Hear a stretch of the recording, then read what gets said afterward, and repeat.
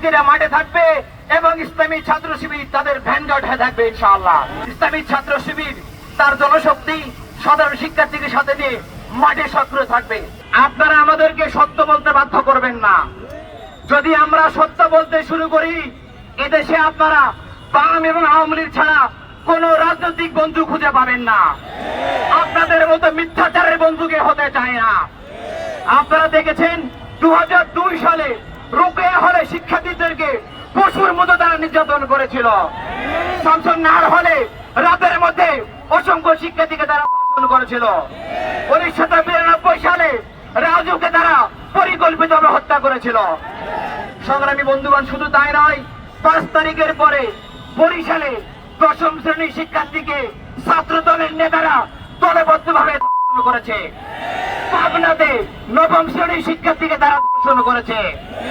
ছিগড়ে গাছাতে ফুল কিনতে আসে একজন তরুণীকে তারা দলবদ্ধভাবে ধর্ষণ করেছে।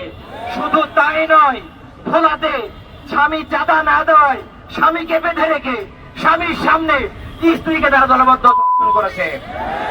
আপনারা দেখবেন পত্রিকা খুললে ইতিমধ্যে প্রায় অর্ধশত নিউজ প্রকাশিত হয়েছে যেখানে ছাত্র দল সরাসরি ধর্ষণ করেছে। এক্সট্রিম মশার কয়েল প্ল্যান্ট ফাইবার দিয়ে তৈরি, ডেঙ্গু চিকুনগুনিয়া বাহি সহ যে কোনো মশার বিরুদ্ধে দেয় এক্সট্রিম সুরক্ষা। সংগ্রামী উপস্থিতি, আপনারা ভালো করে খেয়াল করেছেন, আজকে সাদিক কায়েমকে ফরহাদকে ছাত্রলীগ ট্যাগ দেওয়া হয়, ঠিক না? আপনারা খেয়াল করে দেখবেন গত হল কমিটিতে মাত্র কয়েকদিন আগে 593 জনের কমিটি দিয়েছে, সেখানে 70 জন ছাত্রলীগ পাওয়া যায়। ছাত্র দলের যে কমিটি হয়েছে ডাকসু প্যানেল, এই প্যানেলে 16 জন ছাত্রলীগকে পাওয়া যায়। মেঘমাল্লার বসু অনেক বড় বড় গল্প করেন, তার প্যানেলে ছাত্রলীগকে আমরা খুঁজে পাই। ওমামা ফাতেমা, আপনি সুশীল সাধেন, আপনার কমিটিতে ছাত্রলীগকে খুঁজে পাওয়া যায়। মনে রাখবেন, আপনারা পরিকল্পিতভাবে হাইকোর্টে রিট করেছেন, এই কাজে বাম এবং ছাত্র দল বিএনপি সরাসরি জড়িত, জনগণ তা বুঝে গেছে। কাজেই আমরা স্পষ্ট বলে দিতে চাই, আগামী 9 তারিখে ডাকসু হবে, আগামী 11 তারিখেই ডাকসু হবে, আগামী 25 তারিখেই রাকসু হবে।